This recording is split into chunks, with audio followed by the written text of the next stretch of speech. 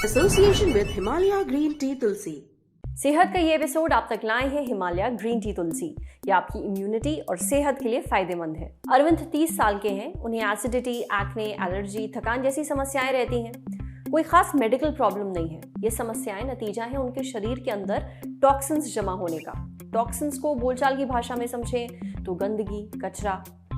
उन्होंने कई ऐसी दवाइयों के एड्स देखे हैं जो शरीर को अंदर से साफ करने का दावा करते हैं, यानी डिटॉक्सिफिकेशन में मदद करते हैं। अरविंद जानना चाहते हैं कि क्या ये दवाइयां लेना सेफ है। वो ये भी जानना चाहते हैं कि शरीर को अंदर से नेचुरली कैसे साफ कर सकते हैं, इसके क्या तरीके हैं। अब इन सवालों के जवाब तो हम डॉक्टर से जानेंगे ही, पर उससे पहले ये समझ लेते हैं कि शरीर के अंदर गंदगी आती कहाँ से है और साफ भी कैसे होती है। शरीर में नेचुरली हमें लीवर, लंग्स, किडनी, स्किन, इस सब चीज़ों से शरीर से जो भी टॉक्सिन्स आते हैं वो बाहर फेंके जाते हैं। उसी को डिटॉक्सिफिकेशन कहते हैं। साधारण तौर पे जो टॉक्सिन्स बोले जाते हैं वो हमारे शरीर में हमारे डाइट, पोल्यूशन, हेवी मेटल जो डाइट में पाया जाता है, या फिर कुछ दवाई है उसमें हेवी मेटल्स मिल जाते हैं, इन सबको हम लोग टॉक्सिन्स कहते हैं। शरीर इनको जब शरीर से बाहर निकालता है, इस प्रोसेस को डिटॉक्सिफिकेशन कहा जाता है, जो कि हमारी बॉडी में कुदरती तौर पे लीवर, किडनी, लंग्स और स्किन से किया जाता है। अल्कोहल कम करना। अल्कोहल खुद एक टॉक्सिन है। उसके जो मेटाबोलाइट्स है, जैसे अल्डिहाइड बनता है, वो भी एक टॉक्सिन है।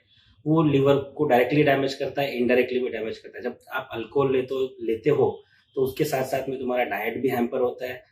अल्कोहल के खुद के इफेक्ट्स लिवर पे आते हैं, वेट बढ़ता है। वेट भी एक टॉक्सिन की तरह ही एक्ट करता है।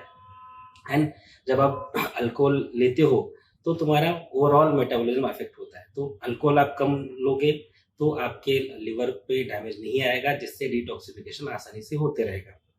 दूसरी चीज है कि आप फैट्स और शुगर खाना कम करें। शुगर जब आप ज्यादा लोगे तो आपका फैट्स बढ़ेगा तो आपको उसके दुष्परिणाम दिखाई देंगे लॉन्ग टर्म पे। तीसरी चीज है कि आपको टाइमली सोना चाहिए। कम से कम 7 से 8 घंटे की नींद लेनी चाहिए। जब आप सोते हो तो आपका बॉडी रिजुविनेट होता है, जिससे आपका डिटॉक्सिफिकेशन भी बढ़ जाता है। तीसरी बात, ढेर सारा पानी पिए, जिससे बॉडी में जो भी टॉक्सिन्स है वो घुल जाने में, किडनी से बाहर निकलने में मदद हो जाएगी। रेगुलर एक्सरसाइज करना एक और तरीका है जिससे आप आपके मेटाबॉलिज्म को एक्टिव रख सकते हो और बॉडी से डिटॉक्सिफिकेशन प्रोसेस को फास्ट कर सकते हो। साथ ही साथ में आप अपने डाइट में एंटीऑक्सीडेंट का प्रयोग ज़्यादा करें तो उससे नेचुरली आपको डिटॉक्सिफिकेशन के लिए हेल्प होगी। जैसे एंटीऑक्सीडेंट नेचुरली पाए जाते हैं, आपने ग्रीन लीफी वेजिटेबल्स हैं, नट्स हैं, ड्राई फ्रूट्स हैं, इसमें एंटीऑक्सीडेंट काफ़ी मात्रा में पाए जाते हैं। जैसे विटामिन सी है, विटामिन ई है, सेलेनियम है, ये सब नेचुरली अकरिंग एंटीऑक्सीडेंट्स है जो आप डाइट में ले सकते हैं। आपको उसके लिए अलग से कोई मेडिसिन वगैरह लेने की जरूरत नहीं है। जैसे आप अपने घरों की सफाई करते रहते हैं, ठीक वैसे ही शरीर की सफाई भी जरूरी है। इस सफाई के लिए क्या करना है ये तो डॉक्टर साहब ने बता दिया। इन टिप्स को फॉलो करिए, असर देखने को मिलेगा। अब बढ़ते हैं सेहत के अगले सेगमेंट की तरफ, तन की बात। जानिए आपको हमेशा एस्पिरिन या फिर डिस्प्रिन अपनी जेब में क्यों रखनी चाहिए। आजकल हर आए दिन जवान लोगों को हार्ट अटैक पड़ रहे हैं। किसी को नाचते नाचते तो किसी को जिम करते हुए। हार्ट अटैक से मौतें लगातार बढ़ रही हैं। जाहिर सी बात है, लोगों के बीच में इस वजह से डर भी है। ऐसे में डॉक्टर एडमंड फर्नांडिस ने एक सुझाव दिया है। उन्होंने ट्विटर पर एक ट्वीट करके बहुत काम की जानकारी दी है। उनका कहना है कि आप हमेशा अपनी जेब में एस्पिरिन गोली रखिए, 300 mg।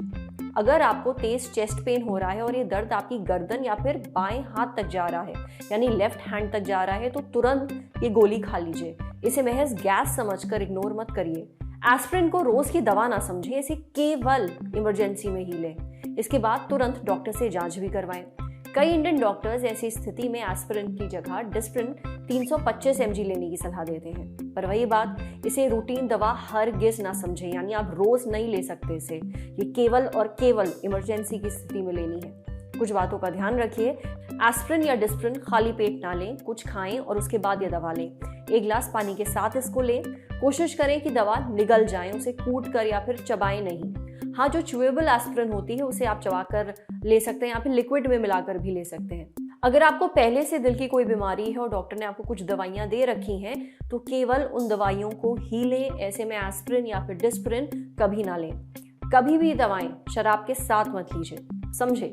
अब बारी सेहत के आखिरी सेगमेंट की, खुराक यानी झकास सी हेल्थ टिप। जानिए सुबह नाश्ता करते हुए क्या 3 चीजें जरूर करें। सुबह के नाश्ते को यानी ब्रेकफास्ट को the most important meal of the day कहा जाता है, यानी सबसे ज़रूरी खाना पूरे दिन का कहा जाता है। अब जब आप नाश्ता कर रहे हैं तो 3 बातों का ख्याल ज़रूर रखिए। जैसे उठने के बाद 1 घंटे के अंदर नाश्ता कर लेना चाहिए। क्यों? क्योंकि सुबह का ये खाना दिन भर आपके ब्लड शुगर को कंट्रोल में रखता है। अगर आप खाली पेट हैं तो आप 1 या फिर 2 ग्लास पानी पी लें, यह आपके हाजमे के लिए ठीक रहता है। आप चाहें तो इस पानी में थोड़ा सा नींबू भी डाल सकते हैं। कोशिश करिए कि आप अपने ब्रेकफास्ट में थोड़ा प्रोटीन ज़रूर लें। प्रोटीन को हजम होने में समय लगता है, इसलिए आपको दोबारा जल्दी भूख नहीं लगेगी। इसके लिए आप अंडा, पनीर, नट्स ये सब खा सकते हैं। आज सेहत पर इतना ही। अगर आप एक डॉक्टर हैं, हमसे कुछ शेयर करना चाहते हैं तो जो ईमेल आईडी इस वक्त आपको अपनी स्क्रीन पर दिख रही है उस पर हमें एक मेल भेज दीजिए। शुक्रिया।